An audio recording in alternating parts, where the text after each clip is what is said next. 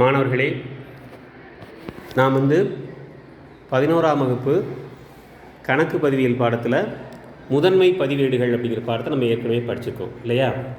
இப்போ உங்களுக்கு ஒரு சின்ன டெஸ்ட்டு. என்ன டெஸ்ட் அப்படின்னா, கணக்குகளின் வகைப்பாடுகளை பற்றி நான் உங்களுக்கு ஏற்கனவே நடத்தியிருக்கேன். என்னென்ன கணக்குகள் வகைப்பாடுகள் நம்ம சொல்லியிருக்கோம்? ஆள்சார் கணக்கு, சொத்து கணக்கு, பெயரளவு இருக்கு இல்லையா? ஒவ்வொன்றுக்கும் உங்களுக்கு நான் எடுத்துக்காட்டுகளும் சொல்லியிருக்கேனா இல்லையா? சரி, இப்போ இங்கே இந்த டேபிளில் 2 டப்பா வச்சுருக்கேன். ஒரு டப்பாவில் சொத்து கணக்கு, அதுக்கப்புறம் ஆள்சார் கணக்கு. இன்னொரு டப்பாவில் பெயரளவு கணக்கு, பிரதிநிதித்துவ ஆள்சார் கணக்கு அப்படின்னு சொல்லி 2 டப்பா வச்சுருக்கேன். இந்த 2 டப்பாவிலையும் சரியான கணக்குகளுக்குரிய சீட்டுகளையும் நான் இங்கே குலுக்கல் முறையில் போட்டிருக்கேன். இந்த குலுக்கல் முறையில் நீங்கள் என்ன பண்ணுறீங்க? ஒரு சீட்டை எடுக்கணும். எடுத்துட்டு அந்த சீட்டை என்ன பண்ணணும்? சரியான டப்பாவில் சரியான கணக்கில் போடணும். நான் சொல்கிறது புரியுதா உங்களுக்கு? 2 டப்பா வச்சுருக்கேன். ஒன்று ஒரு டப்பாவில் சொத்து கணக்கு அப்படின்னு இருக்கும். அதே டப்பாவில் இன்னொரு பாகத்தில் ஆள்சார் கணக்குன்னு இருக்கும். அதே மாதிரி இன்னொரு டப்பாவில் பார்த்தீங்க அப்படின்னா பெயரளவு கணக்குன்னு இருக்கும், பிரதிநிதித்துவ ஆள்சார் கணக்குன்னு 2 பாகமாக பிரித்து வச்சுருப்போம். அதில் நடுவில் பார்த்தீங்க அப்படின்னா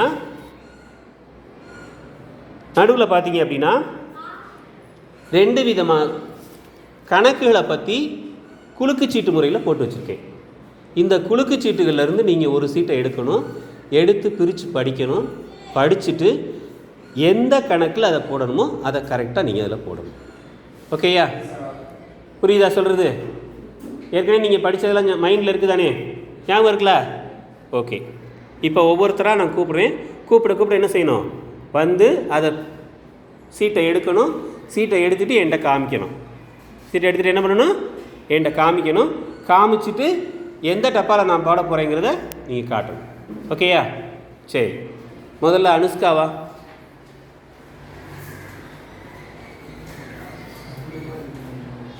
ஓகே. எந்த சீட்டு மாறுத்திருக்க? கணிப்பொறி கணக்கு. கணிப்பொறி கணக்கு எந்த கணக்கில் செய்கிறோம்? ரைட், ஓகே, போடு. Very good, super. அடுத்து வா, சபரி விஜய் வா.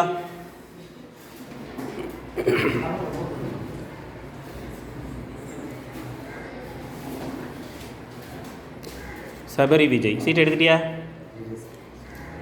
Very good. என்ன கணக்கு வந்திருக்கு? காட்டு. ஓகே, விற்பனை கணக்கு எதில் சேருமோ அதில் கரெக்டாக டப்பாவில் போடு. எதில் போட்டிருக்க? சொத்து கணக்கில் வருமா? போடு. அடுத்து விற்பனை கணக்கு எதிலப்பா வரும்? அவன் என்ன தப்பு பண்ணியிருக்கான்னு புரியுதா? ஓகே, அடுத்து வா, லிங்கேஸ்வரன் வா. சீட் எடு. மாலதி கணக்கு. மாலதி கணக்கு எதில் வரும்? போடு. ஆள்சார் கணக்கில் போட்டியா? Very good. அடுத்து முத்துநாயகி வா.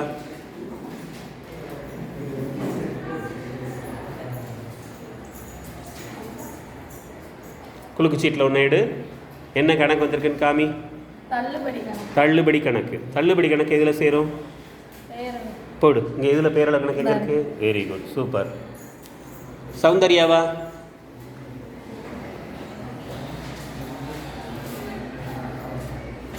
குலுக்கு சீட்டில் உனக்குரிய சீட்டை எடு. என்ன வந்திருக்குன்னு காமி. ராஜன் கணக்கு. நல்லா காமி. ராஜன் கணக்கு. ராஜன் கணக்கு எதில் வரும்? பாரு, எங்கே இருக்கு? ஓகே. அடுத்து ரோஷன் வா.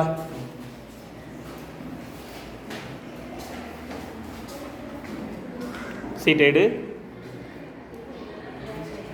பாரு, என்ன வந்திருக்கு? காமி. கணிப்பொறி கணக்கு. கணிப்பொறி கணக்கு எதில் வரும்? பாரு, எந்த கணக்கில் வரும் பாரு.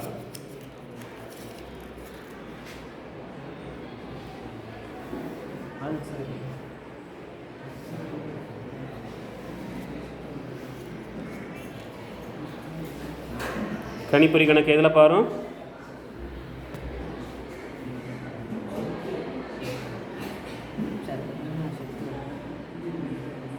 டக்குன்னு போடு. அதானா? என்னது அது?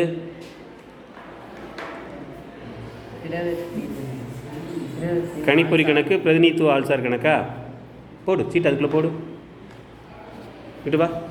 கணிப்பொறி கணக்கு பிரதிநிதித்துவ ஆள்சார் கணக்கில் வருமா? எந்த கணக்கில் வரும்? சொத்து கணக்கில் வரும். அடுத்து பா. உன் பேர் என்னப்பா? காவியதர்சினி. பா, உனக்குரிய சீட் எடு. என்ன வந்திருக்கு? என்னப்பா?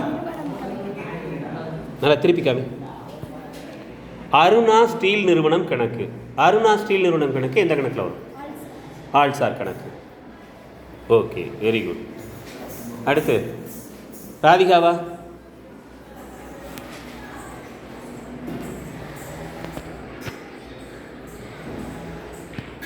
உனக்குரிய சீட் எடு. என்னப்பா? திருப்பி காட்டு, சீட்டை காமி. காப்புரிமை கணக்கு. காப்புரிமை கணக்கு எதில் வரும்? 4 கணக்கு இருக்குது. ஆள்சார் கணக்கு, சொத்து கணக்கு. Very good, super. அடுத்து வா. ஷேக் அப்துல்லாவா?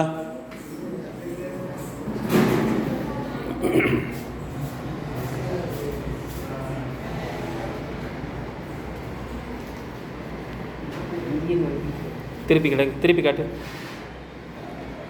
இந்தியன் வங்கி கணக்கு. இந்தியன் வங்கி கணக்கு எதில் சேரும்? வெரி குட், போடு. அடுத்து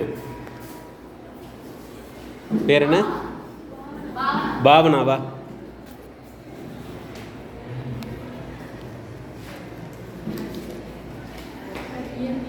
இயந்திரம் கணக்கு. ஓகே, இயந்திரம் கணக்கு எதில் வரும்? இயந்திரம் கணக்கு எதில் வரும்? பார். இயந்திரம் கணக்கு சொத்து கணக்கில் வருதா? Very good, super. அடுத்து வா. அவன் பேர் என்ன? சரவண முருகன். வா.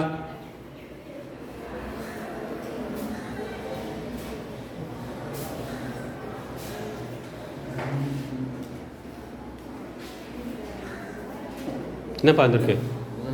முதல் கணக்கு. முதல் கணக்கு எதில் வரும்? போடு. நீ பாரு, எதில் இருக்கு பாரு. ஆள்சார் கணக்கு. Very good. அடுத்து யார் போடாமல் இருக்கீங்க? பா. கார்முகிலன். நல்லா தெரியுமா? கணக்கெலாம் படிச்சிட்டியா? இந்த சீட்லேருந்து ஒரு சீட் எடு. உனக்கு என்ன வந்திருக்குன்னு காமி. உள் ஏற்றிச்சல் செலவு கணக்கு. உள் ஏற்றிச்சல் செலவு கணக்கு எதில் வரும்? 4 கணக்கு இருக்குது. சொத்து கணக்கு, ஆள்சார் கணக்கு, இங்கே பார்க்கணும், பேரளவு கணக்கு, பிரதிநிதித்துவ ஆள்சார் கணக்கு. இந்த 4 கணக்கில் இதில் வரும். சொத்து கணக்கில் வருமா?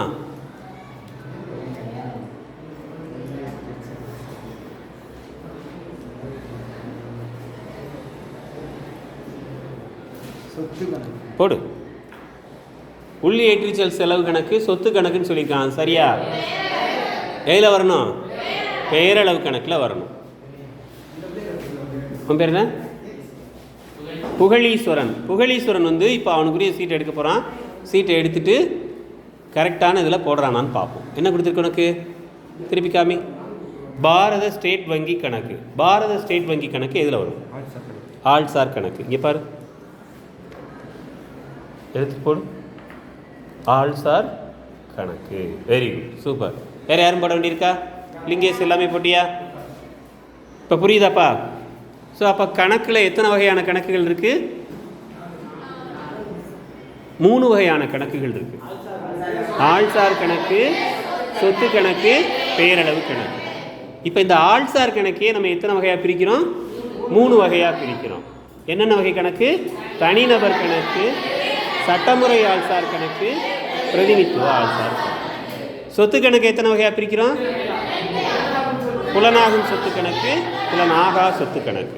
பேரளவு கணக்கு ஒரே ஒரு வகை. சரியா? இப்போ இது புரிஞ்சு அவங்களுக்கு எல்லாருக்குமே. ஸோ அப்போ கணக்குகளின் வகைப்பாடுகள்ங்கிற இந்த பாடத்திலேருந்து நம்ம என்ன தெரிஞ்சுக்கிட்டோம் அப்படின்னா, எத்தனை வகையான கணக்குகள் இருக்குது, அந்த கணக்குகளுக்கு நாம் எப்படி சரியான முறையில் போடணுங்கிறத புரிஞ்சுட்டோம்.